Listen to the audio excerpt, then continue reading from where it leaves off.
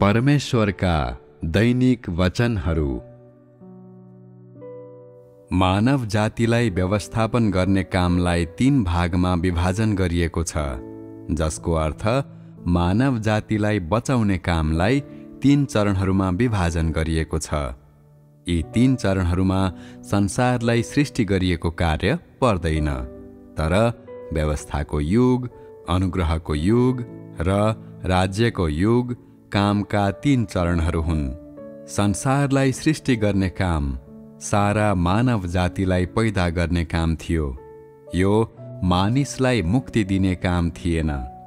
मानव जातिलाई मुक्ति दिने कार्यसँग यसको कुनै सरोकार छैन, किनभने संसार सृष्टि गर्दा मानव जाति शैतानद्वारा भ्रष्ट पारिएका थिएनन्। त्यसैले मानव जातिको मुक्तिको कार्यलाई अघि बढाउनु आवश्यक थिएन। जब मानव जाति शैतानद्वारा भ्रष्ट भयो, तब मात्र मानव जातिलाई मुक्ति दिने कार्य सुरु भयो। त्यसैले मानव जाति भ्रष्ट भएपछि मात्र मानव जातिको व्यवस्थापनको कार्य सुरुवात भयो।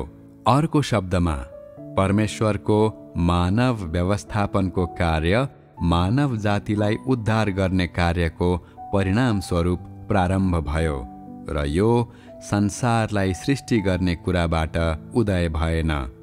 मानव जातिले भ्रष्ट स्वभाव प्राप्त गरेपछि मात्र व्यवस्थापनको कार्य अस्तित्वमा आयो। त्यसैले मानव जातिलाई व्यवस्थापन गर्ने कार्यमा 4 चरणहरू वा 4 युगहरू भन्दा पनि 3 भागहरू पर्छन्। परमेश्वरले मानव जातिको व्यवस्थापन गर्ने कार्यलाई जनाउने उपयुक्त तरिका यही मात्र हो।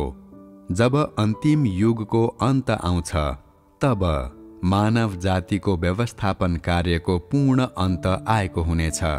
व्यवस्थापन कार्यको समाप्तिको अर्थ सबै मानव जातिलाई उद्धार गर्ने कार्य पूर्ण रूपमा सिद्धिनु र मानव जातिको निम्ति यो चरण पूरा भइसकेको छ भन्ने हो।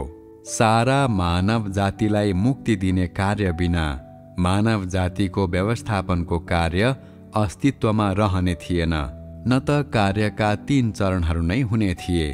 यो त मानव जातिको भ्रष्टताकै कारणले थियो र मानव जाति मुक्तिको तत्काल आवश्यकतामा थियो। त्यसकारण परमप्रभुले सृष्टिको काम टुङ्ग्याउनु भयो र व्यवस्थाको युगको काम सुरुवात गर्नुभयो। त्यसपछि मात्र मानव जातिको व्यवस्थापन गर्ने कार्य सुरुवात भयो, जसको अर्थ त्यसपछि मात्र मानव जातिलाई मुक्ति दिने कार्य सुरु भयो भन्ने हुन्छ।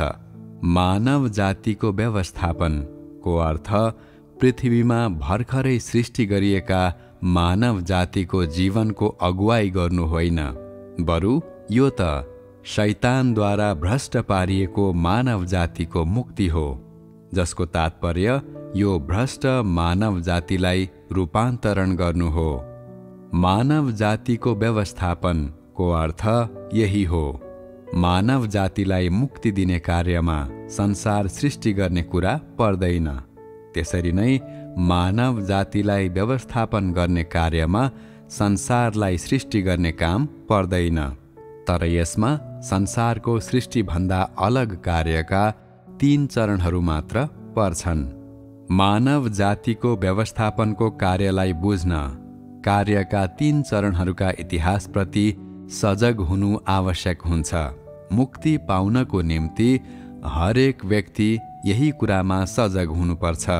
परमेश्वरको सृष्टिहरू भएको हैसियतले मानिसलाई परमेश्वरले सृष्टि गर्नु भएको हो भनी तिमीहरूले जान्नुपर्छ र मानव जातिको भ्रष्टताको स्रोत र यसको अलावा मानिसको मुक्तिको प्रक्रियालाई तिमीहरूले पहिचान गर्नुपर्छ।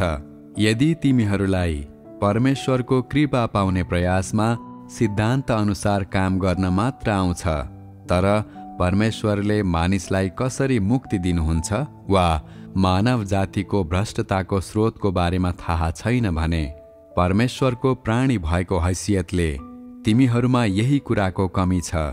परमेश्वरको व्यवस्थापन कार्यको व्यापक क्षेत्रप्रति अनभिज्ञ रहँदा पनि व्यवहारमा उतार्न सकिने ती सत्यताहरूको बुझाइसित मात्र त सन्तुष्ट हुनु हुँदैन।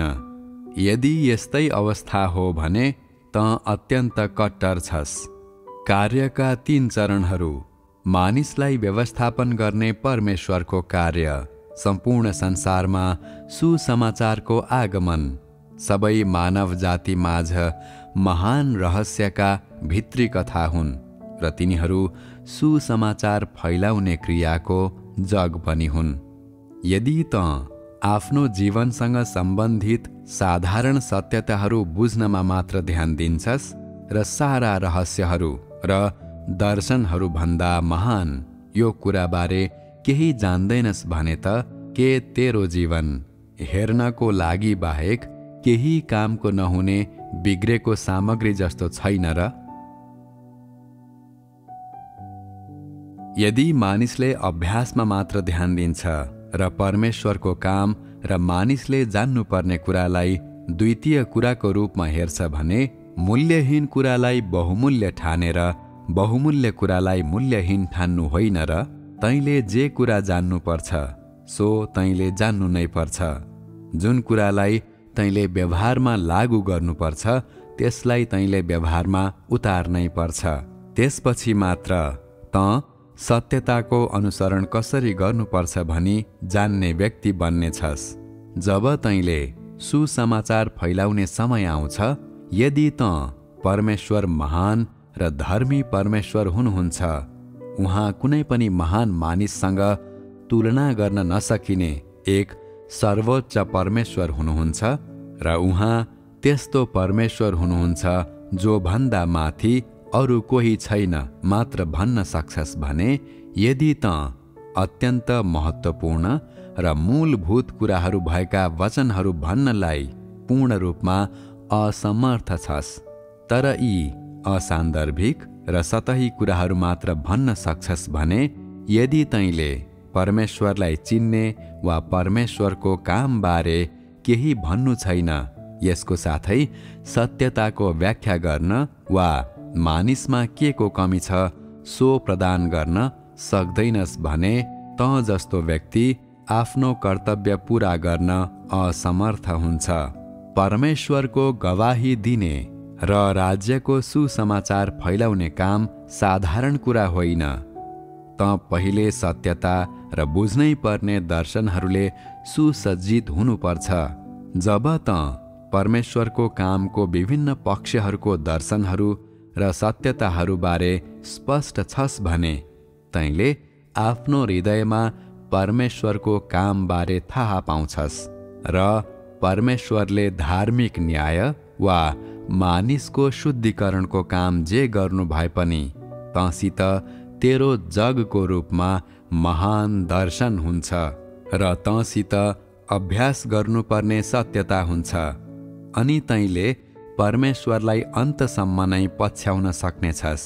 उहाँले जे काम गर्नु भए पनि परमेश्वरको कामको लक्ष्य बदलिँदैन, उहाँको कामको मर्म बदलिँदैन र मानिसप्रति उहाँको इच्छा बदलिँदैन भन्ने तैँले जान्नुपर्छ।